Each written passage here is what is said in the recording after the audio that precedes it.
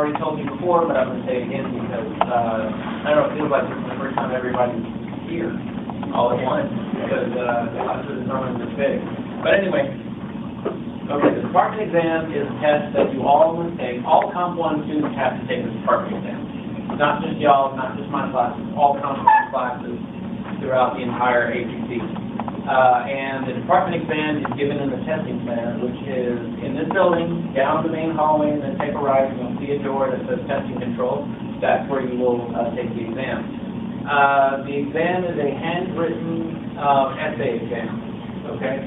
Now, some of your fellow students will be able to take it on computer, but I don't authorize my students to take it on computer because they don't have enough computers for everyone to take it on computer.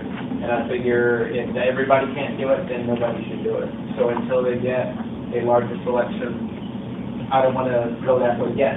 So it's going to be a handwritten exam. Of course, if you are registered with the OSD, Office for Students with Disabilities, then you will be able to take it on a computer probably. If you are registered with the OSD, please get together with them as soon as possible and start making your appointments to take the exam. You can't just walk in and take the exam. You have to make an appointment so they can be prepared for you. The testing center, however, for everyone else, handwritten exams, you don't have to make appointments. In fact, you can't make them. You just show up, and they'll give you the exam. They'll know exactly what exam to give to you. You won't have to explain anything to them. Each of you can have a little cardboard piece of paper that I will fill out. It'll have your name, my name, the class, the section number, not the campus, and it'll even indicate which exam they have to give you. Because as you can see on this handout that I've given you, under the big X, it says option 1. That's not your option, okay? This is the teacher's option. There's option 1 and option 2. Option 1 is for teachers who teach the writing method, comparison, cause, effect, narrative, descriptive, and so forth. Option 2 is for teachers who teach a strictly argumentative writing class. And so those are other classes. That's why there are 2 options. But again, they're not your options, they are ours. The option 1 will be indicated on your pass. So again, you will not have to explain anything to them over at the testing center. Now, you can take the exam whenever you want. Once you get the pass, you're going to get the passes on Monday next week. After that, as soon as I let out class on Monday, you can go straight to the testing center and take the exam if you want, if you're ready to go. So literally, it's up to you to go whenever you want. They are usually open from 8 a.m. to 8 p.m. Monday through Friday. And then Saturdays, I think they're open. Usually it's going to be abbreviated, so like 9 to 1 or something like that. So check. You can always go over there, look at the door. They'll have the hours posted for you. But you really should try to give yourself at least 3 hours to take the exam. It really shouldn't take you more than 2 hours, okay? But I have known students who've been in there and stuck in there for 6 to 8 hours. I think they're panicking for most of the time. Some students, they go into the exam, they read the article, they don't connect to the article, they don't get it, doesn't make sense to them. Then they start panicking and they can't think of any writing methods, and then they start thinking about, I only get 2 shots at this, I'm going to fail it now, and I only get 1 more try, I'm going to fail the whole semester. 3 hours have passed by and they haven't written anything. That happens a lot. So please don't be in there for 6 to 8 hours, because it's not going to benefit you just because you're in there 6 to 8 hours. If you know you have anxiety issues on exams, maybe give yourself an extra hour or 2. But I really think that 3 hours is enough time for you to set aside for this exam. Why do I say set aside? Because if they close at 8 p.m., you can't show up at 7 p.m. and expect them to let you keep taking the exam past 8 p.m. Once they close restaurants, once you've started eating, they have to keep waiting on you until you're done eating. This is the testing center. They will close when they say they close. And you don't get to continue your exam the next day. You're done. So, and I'll grade whatever it is that they have. So again, please give yourself at least 3-hour block. Take the exam, although it shouldn't take you more than 2 hours. If the exam takes you 1 hour, then you probably missed everything. Because I found that most of the time when students finish the exam in 1 hour, I look at the exam and they're missing parts of what I asked them to do. I'm going to put it all on the board for you today and outline that you have to follow for the exam. Now, the testing center, they're pretty touchy over there, okay? Don't screw around over there. I like to think of the testing center almost like flying an airplane these days. You can't joke around and say bomb and say, oh, I was just kidding. They're going to take you away anyway. Testing center, if you even look like you're cheating, they're going to kick you out, ban you from the testing center, and there will be like a 3-week investigation. And of course, the semester will be over after 3 weeks, and you will have failed the class because you will not have been able to take the exam and pass it. So please, don't screw around over there. Be be very sensitive to the testing center. I have no pull with them. I can't convince them, oh, but no, this is a good student. I can't do anything for you, okay? They are their own entity. Kind of like the bookstore. The bookstore, they don't give a damn about us. They don't care. I mean, they're going to charge you what they're going to charge you, and they're going to order as few books or as many books as they want. I can request a book, but it doesn't mean they're going to order enough for all my students. A lot of times they under-order, and half the students can't get the book because they ran out, and they do that deliberately so they don't end up with extra inventory. But students get screwed in the process. But anyway, that's about the bookstore. So the testing center, they're very sensitive, so please don't screw around over there. When you go to the testing center, you cannot take this handout that I did give you. You can't take it in there with you. There's no need to. They're going to give you literally an exact copy of it. In fact, you see the little staple on the copy? That's because this handout, this instruction sheet, will be stapled to the actual article that you'll be reading. So again, this will be provided to you in the testing center. You cannot take any pre-writing in there with you. None. Don't even take this or any other paper, fold it up and in your pocket. Because if they find out that you have anything folded up and in your pocket, they will kick you out and ban you from the testing center. Okay, you cannot take any pre-writing in there. Literally, all you can take in there with you is your writing instrument, and I think that's it. They will provide you with blank sheets of paper to take the exam on. Again, they want to make sure you don't do any pre-writing before you go in there, so they will provide you with blank sheets of paper as opposed to you taking in your own paper. Okay? Let's see what else. The exam is not timed. You can take as long as you want, but like I said, when they close, so you're done. There are no breaks of any kind. No bathroom breaks, no cigarette breaks, no breaks of any kind. If you get sick in there and you have to leave, well, then your exam's over. Okay? So don't eat a big meal, don't eat a big breakfast before you go in there or something, or down a big gulp, because you're not going to last more than half an hour before you have to seriously go to the bathroom. So. And again, they will not give you a break. They don't care if you're sick or what your problem is. There are no breaks. So, seriously, make sure that you are good to go, mind, body, and soul, all ready. Let's see what else. The exam is not timed. You all know you get 2 shots at it. You have to pass this exam in order to pass this class with a C or better. Passing this exam, however, doesn't mean you pass this class with a C or better. Passing this exam means that the grade that you earn based upon your semester's work will be released.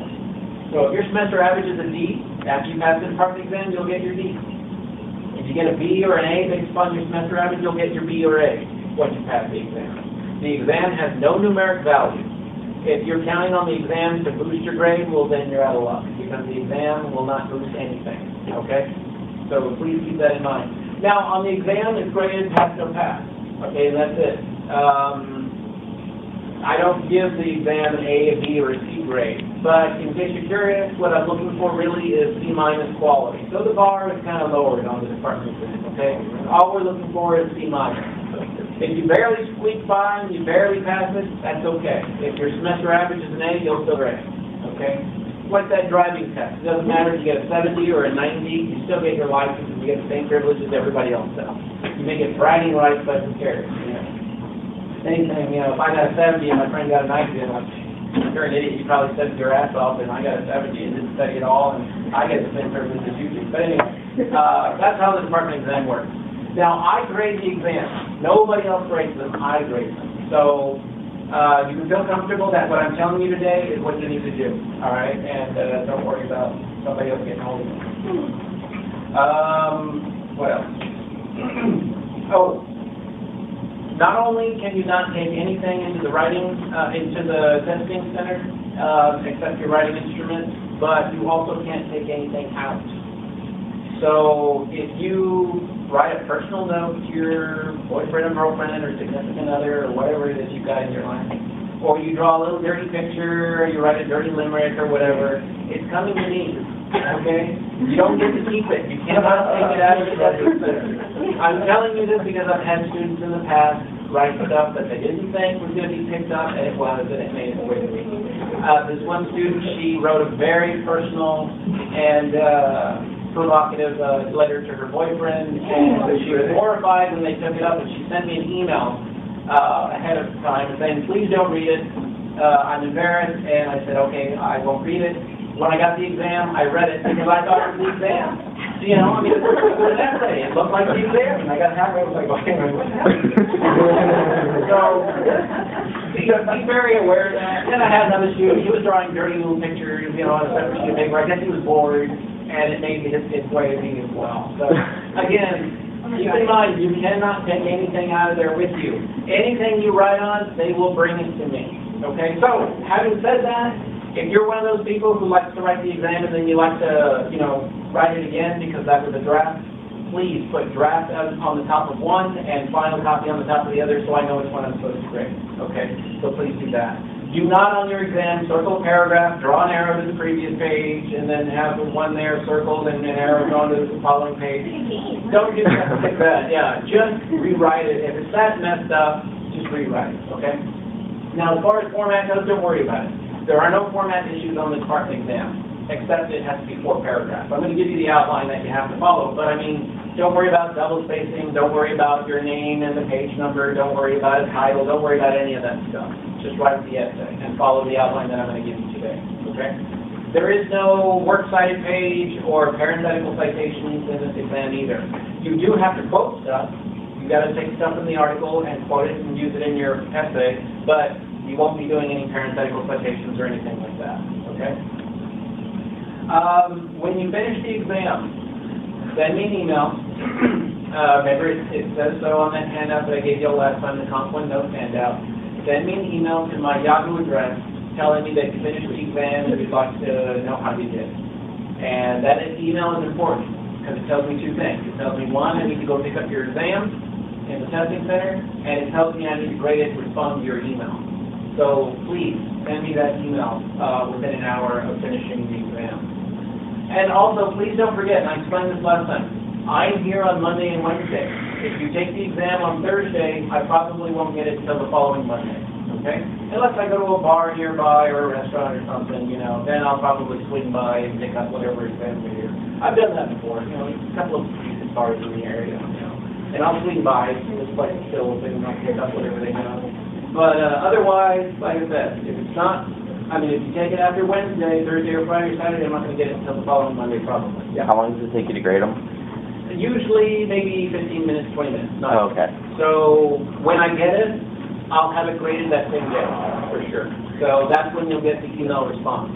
Now, here's another thing. I've had some students show up at 9 o'clock in the morning to take the exam, and they're done by 11. I'm here till what, 12? I think it was? I can't remember. But let's say I'm here till 12. If you're done at 11, forget the email, come to my office. Tell me I just finished the exam, because I'll probably walk to the department, I'll probably walk to the testing center and pick up your exam and grade it before I leave so you can sit there and wait for the results. So if you want immediate results, finish it before my office hours are over, and chances are I'll grade it before I leave. What days do you finish? I'm here Mondays and Wednesdays. Yeah. And again, my office hours, the exact hours are on the handout I gave you. I can't remember what it is. I think it's 10 to 12, but you'll have to look at it. There are days I'll actually be here well beyond 12, because I have a world literature class, and that one is not done until, like, I think 2:50, 2:40, stuff like that. And they don't finish like you do, because they don't have a department exam. They have a final exam, but we have lots of stories to read between now and then, so chances are you'll still find me here after 12 o'clock. Yeah. Okay, what else do I need to tell you? Once you receive a response from me that you passed the department exam, you're done. You don't have to come back anymore. There's nothing else to do, okay? If you want to know what your semester average is, you can start emailing me for the semester averages the Monday right after Thanksgiving, okay? I'll have everything graded by then. The Monday after Thanksgiving. Do not send me an email asking, how did I do on the department exam, and by the way, can you give me my semester average? Don't do that. Send me 2 separate emails, okay? Because chances are I'm going to have the answer to one before I have the answer to the other. And once I respond to an email, y'all know how it looks on email. When there's after you've responded to an email, there's a little arrow, right? Well, if I see an arrow later the next day, I'm probably going to delete it because I've already responded to it. So don't ask me 2 separate questions. Send me 2 separate emails, okay? One for your exam results, and then a separate email asking how you did for the semester. All right? Let me think what else do I need to tell you. If you fail the exam, you need to come see me. We'll sit down, we'll look at your exam, we'll talk about why you failed, and then I'll give you another pass, and then you'll go try again, okay? Now, I warned you all about this. I'm going to warn you again. Please don't wait until the last minute to take the exam your first try, because you've got to leave yourself enough room to take it a second time. You got to leave me enough room to grade it, respond to you, and get you another exam pass. So please keep that in mind. Don't take the exam at the last minute, unless it's your second try. Then it doesn't matter, because it's your second try. There are no extra tries after that. Now, you can take this exam at any HBC campus in Austin. You can take it at Riverside, Rio Grande, Pinnacle, doesn't matter. You can go to any campus. They will know where to send the exam, because on the exam pass, this campus and my name are on it. So they'll know where to mail it. You don't have to explain anything to them. However, I would recommend you take the exam here. And let me tell you why. If you take it at another campus, it's going to take them 2 or 3 days to inter-campus mail it to me here. So your results are going to be delayed. If you take it here, I'll get the exam immediately, because I'm here on campus. I literally walk over to the testing center and I pick up the exam. Some of my colleagues just wait until it gets into the mail room before they grade it. I actually go to the testing center and pick up whatever they have. So you'll get your results much quicker if you take it here on campus. The other thing is this. Inter-campus mail has been known to lose things on occasion. Okay, I'm not ragging on them. They do a pretty good job, you know, and they're flooded with lots of mail, but an exam showed up a month after the semester had ended 2 years ago for me. One of my students took the exam, and the exam showed up a month after. And I had already failed the student because I never got an exam, so I figured he didn't make it. He took it at another campus, and it evidently got lost in the maze of mail, and it eventually made it, but it was a month later. So, I mean, I still, you know, graded it, and I changed grade. You know, I didn't fail it because of it in the long run, but still, it can cause problems, so just keep that in mind. I have sent information forms to my department chair before, stuff that was time sensitive. You know, there were deadlines, and it never got there, and I got in trouble because I didn't make the deadline, and I did, you know, but they never received it. So I'm just not real comfortable when it comes to something like the department exam, something as important as this. I'm a little bit wary of using the inter-campus mail, so I really would recommend you take it here. Okay. All right, so let's see. Let's go ahead and talk about the exam then. Anybody have any questions about anything I was talking about? No? Okay. They have lockers outside the testing center, so if you have stuff, like your book bag or whatever, you can get a combination or a locker or whatever they have, and you can leave it in the locker when you take your exam.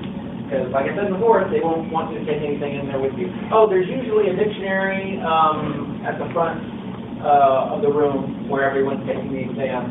The problem with that is, you know, you have what, like 25 people taking the exam. Someone could grab the dictionary and hoard it. And no one else will ever get to see it. So don't count on a dictionary like that. Okay. As far as the exam goes, let's take a look at this handout that I've given you. The exam will be, like I said, an instruction sheet just like this one. This is yours to keep. You can write on it, but again, do not take it into the testing center. And it will be stapled to an article. Now, the article will be something like what you've read out of the McGraw-Hill Reader. Okay? It could be on anything, but it's going to be like one of those McGraw-Hill Reader articles. All right? It'll be from a book that you've never read, or at least that's the goal. You know, the committee that puts together the articles. We try to find obscure articles that no one will probably have ever read. That way, there's no unfair advantage. But what you're going to do is you're going to read the article, and then you're going to write an essay identifying writing methods and explain how those writing methods are being used. That's what the department exam is all about. Okay? So let's take a look at this instruction sheet that you have here. Composition 1, English 1301, department exam, option 1. Now, as I explained before, the option is not yours, it's the teacher's, but let me say this. When you go take your exam, the one thing you should try to pay attention to is make sure you are receiving option 1. Okay? It's rare, but every now and then the testing center will accidentally give a student the wrong exam. So make sure it's option 1. Okay? All right. It says here, if your instructor gives you specific instructions, please follow them. I'm going to give you those specific instructions today. Okay? So you have to follow them. All right, here's what it says. After reading the selection marked option 1, write an interpretive analytical paper of at least 750 words. Don't worry about word count. We haven't done that all semester. We're not going to start now. underline your thesis statement. You all know where the thesis statement goes, right? The last sentence of the introduction paragraph. It always has been in this class, and it will continue to be on the department exam. The essay must demonstrate critical thinking and be written coherently, observing grammatical, mechanical, and stylistic conventions. Your paper must include at least one paragraph of each of the following. All right. First of all, let me say that I recognize that you're writing this essay off the top of your head. You don't get to revise it or send a spell checker on a computer or anything. So I expect there are going to be spelling problems, and I expect there will be grammar problems. That's okay. I'm not going to hold that against you on the exam, unless it's so bad that it affects my ability to understand the content, or it's so bad that clearly there's a problem with, your understanding of basic grammar skills. Okay? So otherwise, though, I'm not going to nitpick or, hit you on the grammar and spelling stuff. Okay, now, it says here your paper must include at least one paragraph on each of the following. I know that makes it sound like you're going to write a 3-paragraph paper, right? Because that's kind of what it looks like here. You won't be doing that. You're going to be writing a 4-paragraph paper. And as I have explained all semester, and as hopefully you've gotten the impression from me, don't give me any more or any less paragraphs that I'm asking for. If you do, it's going to make big problems for you with regard to your grade and the evaluation. Okay, so like I said, it's going to be a 4-paragraph paper. 1, 2, 3, 4.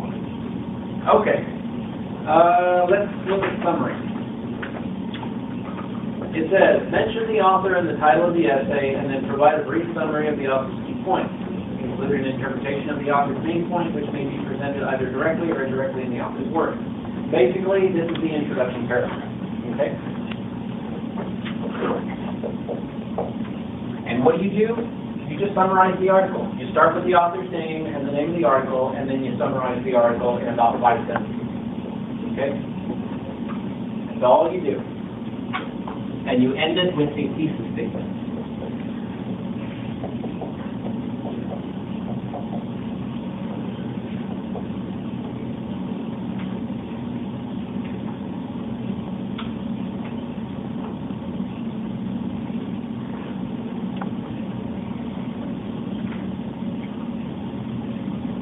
Okay, now let's take a look at, now the thesis statement, we'll talk about that in a minute, because a thesis statement tells the reader what the entire paper is about. Well, let's go over what it's about before we talk about how to construct thesis statements for this assignment.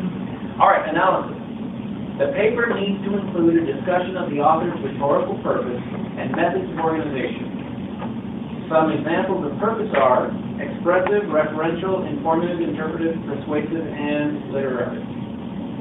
Some examples of methods of organization include description, narration, cause and effect, classification, compare and contrast, and illustration. So most of these are familiar with you. You are familiar with, and we'll talk about the one or two that you may not be very familiar with. But that is the analysis. You have to identify 2 writing methods. It doesn't tell you that in here. I'm telling you this. You've got to identify 2 writing methods, okay? And each support paragraph up here will be about a different writing method. So we have method number 1 and method number 2.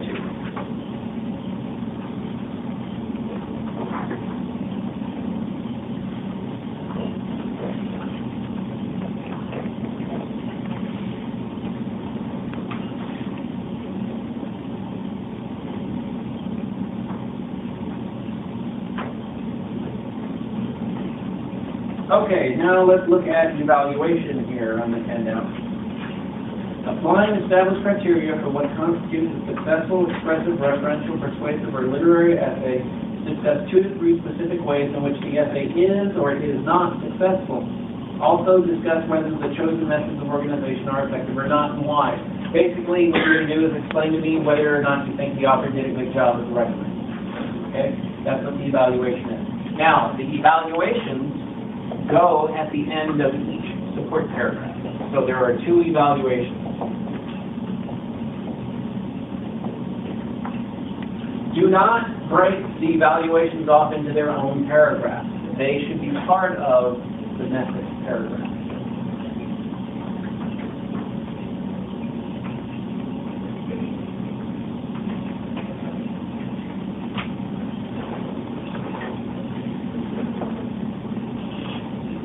Okay, so now let me go ahead and give you an internal outline for each of these support paragraphs.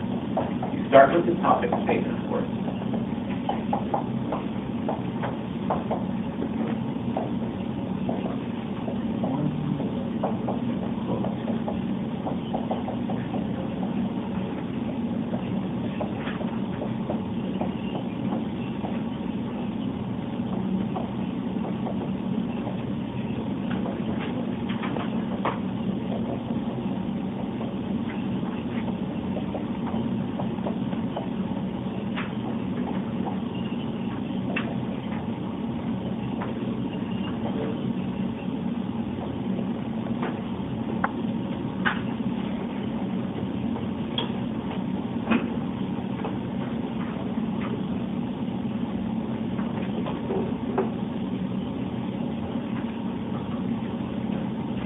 Write that down.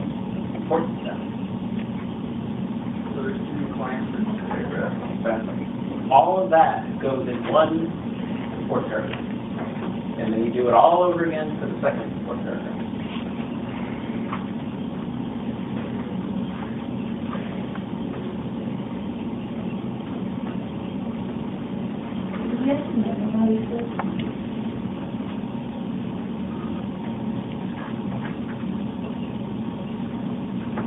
Yeah, that wouldn't be as hard as you might think initially, because it's repetitive. I mean, it's the same thing.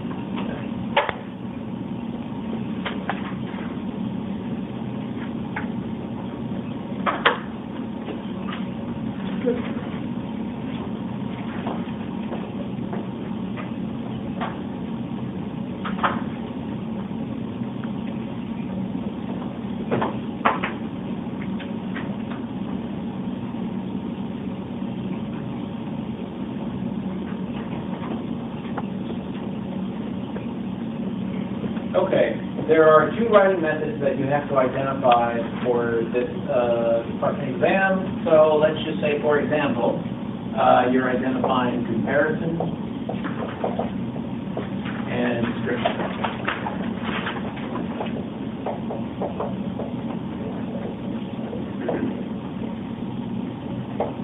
Method 1 and method 2. You get to choose any 2 writing methods that are on this list.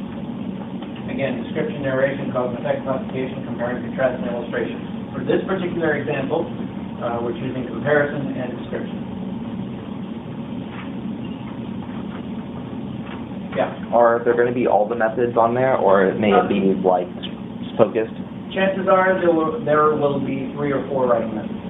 Okay, on the article. Actually, there's probably going to be 4 or 5, but 1 or 2 of them are going to be hardly used and maybe not even easily identifiable. But there should be at least 2 very prominent ones. So when you choose the writing methods that you're going to write about, just choose the 2 that are the most prominent, that are the most obvious, the ones that reveal the most examples that you can actually use, the ones that you can write the most effectively about. Try not to choose 2 that are too closely related, like descriptive and narrative. Those are very closely related writing methods, and you might end up repeating yourself. So I wouldn't choose description and narrative. Try to choose one of those 2 and then something else. Okay, but let's take a look at that outline over there. Topic statement, claim 1, quote, explanation. Explanation is also the same thing as perfect. Claim 2, quote, explanation, and then evaluation. All of that goes in one support paragraph, and then you do it all over again for your second support paragraph. Now, for example, let's use, y'all remember the Grantley article, right? Grantley? Okay, let's use that as an example here. Remember your let's go to the thesis statement first. As you all know, the thesis statement tells the reader what the whole paper is about, right? Okay. In this paper, it's going to sound very formulaic, very canned, and repetitive, okay? It's going to sound that way because that's the way it's structured. This paper is not about trying to see if you can write an essay, really. This exam, this paper, is about finding out whether or not you can identify writing methods and coherently explain how they're being used in the article. That's the exam test, not really your ability to write an essay, okay? It's more about your understanding of writing methods and how they're being used. That's why this is not going to sound like your typical essay. It's going to sound it's going to sound a little bit more structured and almost pointless in its construction as far as statements go. So your thesis statement will be very simple and very clear.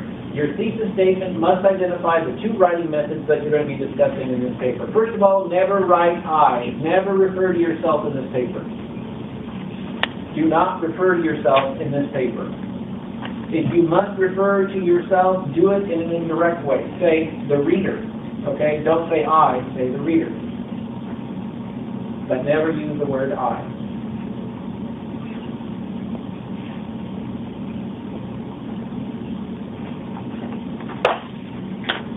Okay, but so your thesis statement would sound something like this. Bruce Canton uses comparison and description throughout his essay in order to give a better idea of who Grant and Lee are. And that's it. Simple, straightforward, identifies the two writing methods. Yeah. Can you say you, or do you need to say the reader? Like this sentence tells you. Yeah, you have to say the reader. Okay. Yeah, or audience. Okay. Yeah, avoid I and you. Okay, now we get to the first support paragraph. First of all, there are no section statements in this paper, okay? Because we're not really dealing with sections here. These two paragraphs are completely independent of each other. So we begin each of those paragraphs with a topic statement. As you all know, the topic statement tells you what that paragraph is about. So the topic statement for this first writing method would be something like, the comparison is used throughout in order to show how Grant and Lee are very similar people, period. Something like that. Okay? Okay. So then we have our claim, quote, explanation. The claim is basically the introduction to a specific example you are going to give me of comparison. So your claim, for example, might be the author is, or Canton, in part, draws attention to how Grant and Lee were raised and how it affected their politics. Since Lee grew up, open quote, we get to the quote, since Lee grew up, open quote, Tidewater, Virginia, in the age of chivalry, close quote, and Grant grew up, open quote, among the men, mountain, sinewy fiber, whatever, close quote, they clearly had different opinions of how the government should be run. Canton's comparison of their childhood is crucial to the reader's understanding of why they believe what they believe. Because Lee grew up in a wealthy environment, he would be more prone to maintaining the system because he benefited from it and he saw how well it worked. But since Grant's people did not benefit the way Lee's people did, naturally they would want to see a system that would be more favorable to them. Because they both grew up in these opposite social environments, their politics were heavily influenced by them. Something like that. That would be an explanation. Okay? Again, the explanation tells me, the reader, you know, your teacher, why is the author making that comparison that you just quoted? What's he trying to accomplish with it? Why is he comparing Grant's childhood with Lee's childhood? What's his purpose? That's what your explanation is. Okay? You have to identify a specific example of comparison, quote it, and then you have to explain to me, how does this contribute to the article? Why is the author making this comparison? There's a reason for it. What is that reason? Well, that's what you have to explain to me. How does that comparison you just quoted contribute to the article? Okay? Yeah. Can you combine claim and quote? Yeah, you can combine the claims and quotes. That happens a lot. Can they be switched though? Like, can you say the author uses this, and then say the claim, and then go into explain it? No, the claim really has to go with Okay. the quote. Okay. But yeah, a lot of times the claim will be connected to the quote. Okay. If you do, that's okay. But remember, the claim has to set up the quote first. So if you're going to connect the claim to the quote, don't give me like 3 words for the claim and then have a quote. Okay. You've got to establish purpose first. Okay, and then when you're done with that, you then say, Canton further compares how Grant and Lee perceived the individual's role and how crucial it was to the overall society's development. Then you quote it, and then you offer the explanation. The author, the author is trying to present to the reader that both Grant and Lee find the individual to be crucial to society's development. But Lee believes that an individual should be more concerned about society's development as opposed to his own, where Grant believes that when an individual prospers individually, society as a whole benefits as well. One is more concerned with stability, and the other is more concerned with constant development and growth. Okay? So, anyway, you offer your explanation and purpose. Okay? And then you get to your evaluation. Okay? The evaluation is where you explain to me if you think the writer did a good job with the writing method. Was it effective? Now, what's your basis for the argument? It's up to you. And was he effective or not? It's up to you. There is no right or wrong answer. It's your opinion. Don't say in my opinion, but it is your opinion. You just have to explain it. Okay? And as it says here, you have to use 2 to 3 specific ways in which the essay is or is not successful. What I want you to do with that is give me 2 or 3 specific examples to support whatever it is that you are saying in your evaluation.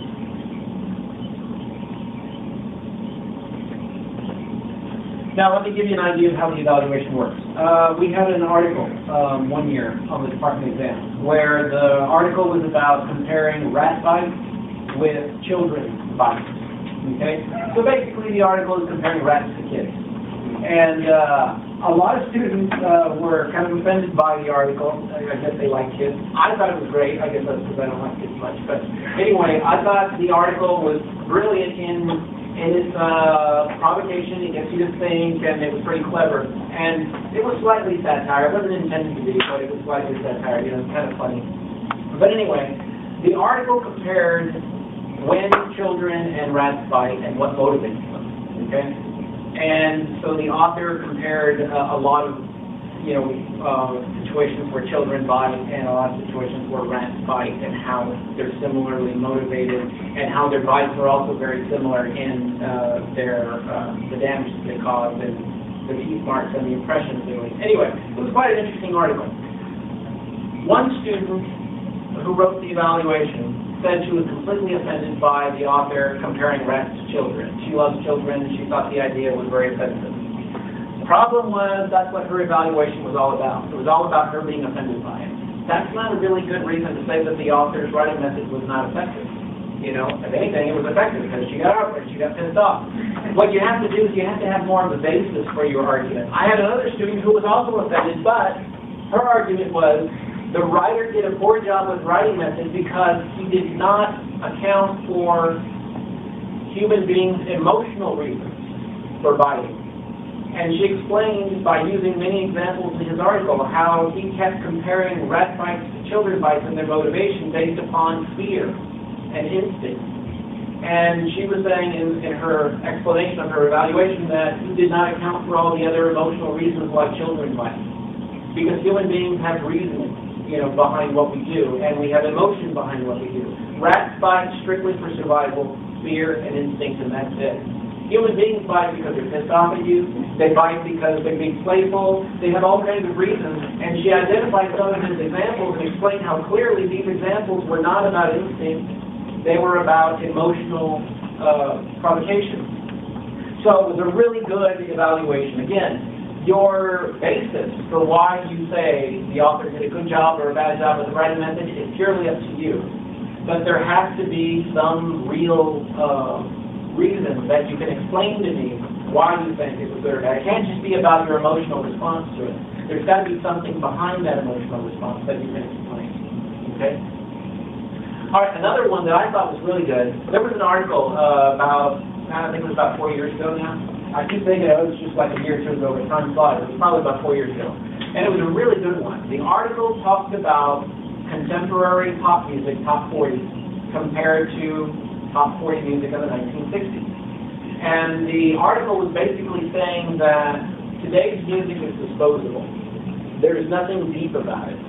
music in the 1960s was all about what people were going through. It was very closely connected and tied to people's emotions and different movements, political movements, anger with authority figures, and trying to escape reality. And that's what a lot of these drug songs are about. It's not just about drugs, it's about escaping reality. It's about being depressed with the world and trying to make some sense of it, trying to find an alternate universe, whatever it was, and trying to get creative or whatever. But that's what the article was about. It was about the 1960s. Music had soul. It meant something, and that's why people were devoted to it.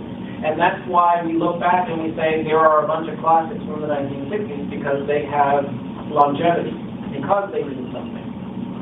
And where music today, it's disposable, because most music today is about sex, it's about provocation, and it's about, look at me, I'm a badass, aren't I cool? I mean, listen to most rap music, it's very narcissistic, you know. And that stuff kind of, you know, I mean, come on, is that really what today's generation is about? It's about sex and narcissism? No. There's a lot more going on, but music does not, at least not on a grand scale. Sure, you can always identify specific musicians who are the exception, but most music top 40 that you hear on the radio today does not represent any kind of social movement or any social aim. So anyway, that's what the article was about. It was pretty well done. I had a student whose evaluation was, the writer did a very poor job with his comparison. And I thought, really? I mean, how do you come up with that? Well, his argument was based on this. Hey, I'm 19 years old. I don't know who these people are that he's talking about in the 1960s, so these comparisons make no sense to me. He keeps talking about Janis Joplin and Jimi Hendrix and the band, and I don't even know who these people are. And he's comparing them to Britney Spears and Justin Timberlake and Beyonce, and I don't get the comparison. He has no knowledge of these 1960s rock icons. And the article didn't explain who these people were. The article assumed too much that the reader already knew who these people were. The reader assumed these are such giants that, yeah, everyone's going to know who it is, so I don't have to explain it. And so that was the problem. And it was a very good response that he gave. His evaluation was actually a very good one. The writer was not effective with the comparison because the writer left out the explanation as to who these 1960s icons were and assumed that the reader already knew who they were. And so he did not get the comparison. He did not get the impression that these people had done something important because he didn't know who they were or what they had done. So it was a really well done evaluation, and he referred to specific examples where the author just sort of passed right over explaining what they had done. The author claimed that they had done great things and they had written songs about, anti-authority and about the war, but never went into exactly what those lyrics were or what wars he was talking about. So that was really well done. So again, it's whatever your basis is, great, but you have to be able to explain it. Okay? And you've got to refer to 2 or 3 specific examples in the article to help your explanation. Now, you can recycle one of the 2 quotes you've already used up here. You know, if you want to use one of those again in your evaluation, that's fine, but don't use them both. Okay? Try to find at least one other different one in the article that you can use to help explain your answer, why you think the writer did an effective job. Remember, effective just isn't, did the writer do structurally a good job with comparison, but it's also effective. How did it affect you as a reader? Did you connect to it? Did it thoroughly explain things? Or did it make things more confusing? I've read a lot of articles where the author tries to compare something so simple to something complex, and it just makes it confusing, you know? So, anyway, that's what you want to do. Now, how long should these paragraphs be? They're going to be pretty lengthy. And there was one thing I hope you've learned throughout the semester when it comes to the essays that I asked you to write. Don't try to shorten your paragraph because it looks too long. Always develop your idea. That's more important to me than anything else. I don't care if I see a really big paragraph. Don't try to minimize those paragraphs at the expense of developing your ideas. Now, you might find teachers in the future who don't want long paragraphs, and you're going to have to be a little bit more efficient. But not with my class. I like development. That's what I'm looking for. So as far as how long these are going to be, topic statements, that's like 1 sentence, right? Claim, that's about 1 sentence. Sometimes it'll be connected to the quote. So how long is a quote? Well, if it's a description example, probably 1 sentence. But if it's a comparison or a cause and effect, it's probably going to be two separate sentences, right? So this is really where the key comes in, the explanation and the purpose. This is where you're going to pass or fail in the department exam. Anybody can come up with a claim and a quote and come on top of statements like that hard. The explanation and the purpose is where people pass or fail the exam. Okay? Because a lot of times people merely repeat what they quoted. They don't really explain how it contributes to the article. The explanation purpose needs to be at least 4 sentences. I'm sorry, it's 4 no, it should be at least 3 sentences.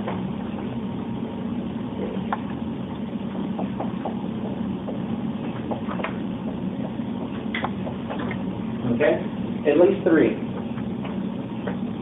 Some students can write a pretty good explanation in 2 sentences. They're pretty efficient, but most people, you really need 2 or 3 sentences.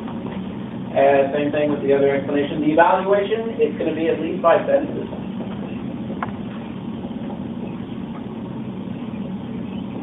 Think about it. The evaluation, you've got to refer to a couple of specific examples, 2 or 3. So, yeah, it's going to be at least 5 sentences long.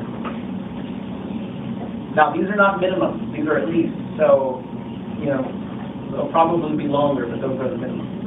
Do you want quotes in the evaluation? No. In the evaluation, you can merely refer to them, paraphrase. You don't have to use quotes in the evaluation. Okay?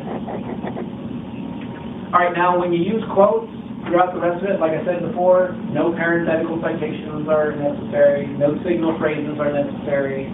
Although you'll probably use signal phrases, you know, Canton says, open quote, so you'll probably use signal phrases, but you don't have to. But certainly no parenthetical citations and no work citations, don't worry about any of that stuff. And as far as format goes, don't worry about your name, my name, the class, the date, titles, don't worry about any of that. Just write the essay, okay? You don't have to worry about any of that stuff. And single space is fine, just the only real rule visually right off the bat, 4 paragraphs. That's what I require. Okay,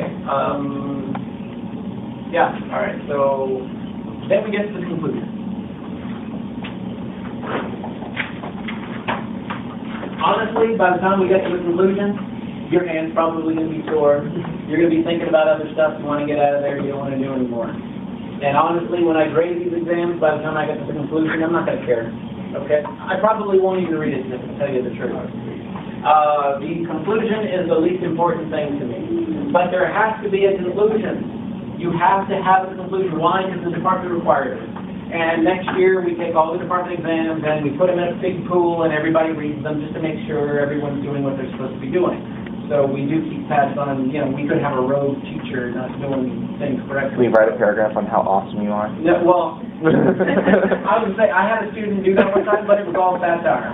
Okay, he was like, you know, clearly just screwing around because I said that I won't read it. Well, I did. So I read like 1 out of every 10 or something. So don't put me saying, you know, stupid in there or anything. And then, like I said, other teachers are going to read it in about a year. Your name won't be there. Okay, that's blanked out. You know, like those government documents that are redacted, black bars over everything. Your name won't be in there, but people will be in the future. So don't screw around with the conclusion. But like I said, you're not going to want to write anymore. I'm not going to want to read anymore. So let's just do this. Take your 2 evaluations that you've already written and just summarize them. And that'll be your conclusion. That way you don't have to think. You can just sort of recycle what you've already written. And that'll be your conclusion.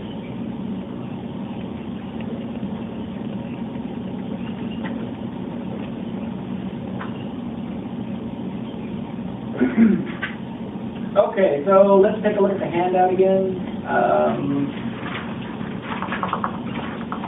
Look at the analysis paragraph. The second sentence, some examples of purpose are. So when you do your explanation here, these terms can help you formulate an explanation. Some examples of purpose are expressive. Expressive is when a writer is merely expressing their outrage, some kind of feeling. Okay, they're not trying to convince you of anything, not trying to educate you, they're just trying to express outrage. You'll see this a lot of times when, for example, a writer is just pissed off that, you know, they're, what's it called? I forgot already. The, no refusal weekend, that is now every day.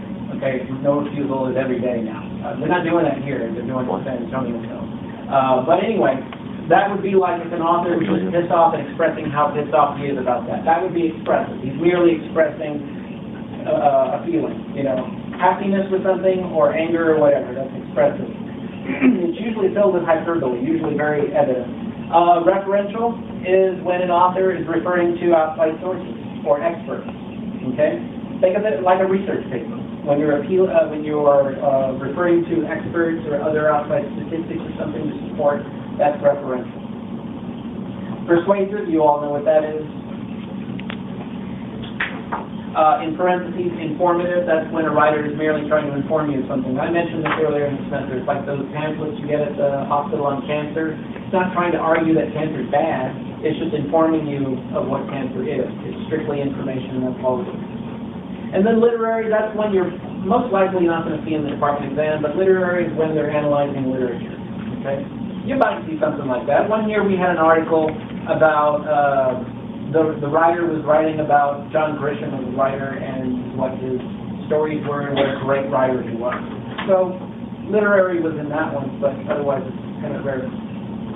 Now, you don't have to use those terms, okay? You don't have to use expressive, referential, persuasive, or literary, but it can help you in formulating your explanation. So if you want, use the term, but you don't have to, okay? A lot of students find it helpful to use the term. I say you don't have to because we didn't really deal with them much at all this semester. The writing methods, however, these you have to do. Let's take a look at them. Description, you all know that one. It's any time something's being described. Think about the entertainment industry paper you all wrote fairly recently. That essay had like 5 writing methods. First of all, it had description, because you had to describe the video game, or you had to describe some kid's behavior, running over mailboxes or whatever. You're describing things. So that's description. That was all over the paper. Comparison was in there, because you're comparing the video game to some kid committing a crime. You're trying to show the link, how it was influential. So that's comparison. You're also showing cause and effect, because in that C paragraph where you had all the psychological studies done, you're showing the effect of that these video games are having on people. You're drawing that link, that causal link, so cause and effect was there. You had narrative, because you were telling stories about people. They were little stories, little vignettes, if you will, but they were still stories, so that still worked as narrative. And what else? So I mean, there's a bunch of writing methods all in one essay that you wrote this semester. That was the reason that I like assigning the entertainment industry paper, because it's a good one to look back on and see how all those different writing methods can be used at the same time, contributing to one specific essay. I don't tell you that before I assign it to you, because then you'll probably get confused and try to figure out how do I cram all these writing methods. It just happens. So anyway, description, you know what that is. Narration, you know what that is. It's any time the writer tells stories. But narrative is kind of hard to use. If the article uses only one story in it, then how can you come up with a second example? You know what I mean? Because if you try to pull 2 examples out of one story, your explanation is probably going to be exactly the same. You know, so, however, remember the red, white, and beer article that I had to read? In that article, in the McGraw-Hill Reader, he tells several little stories.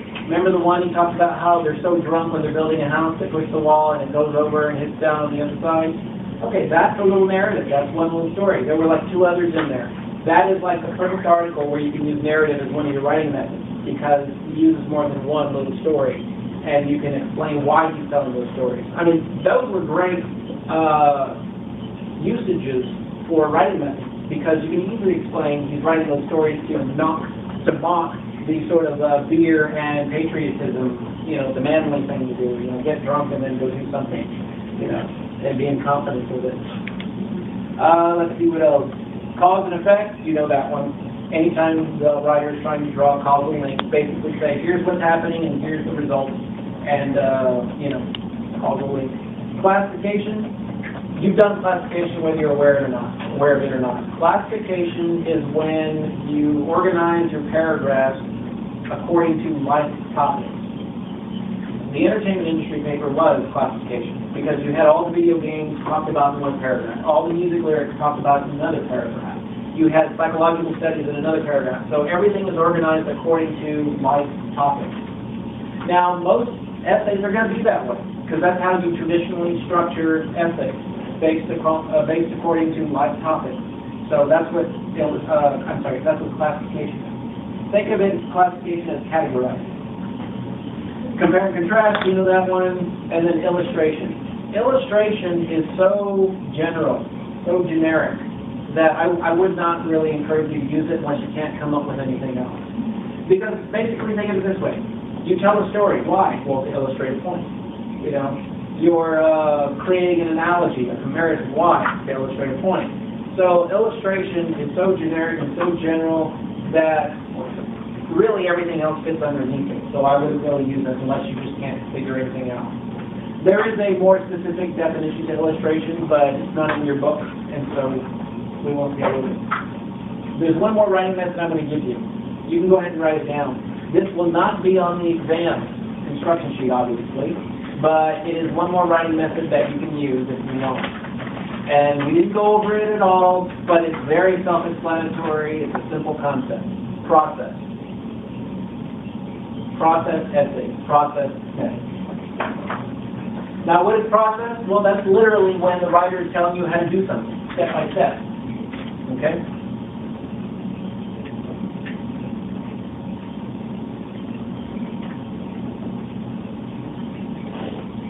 Like there was an article, now this one was about 10 years ago, and the article was about how to become a great writer. And the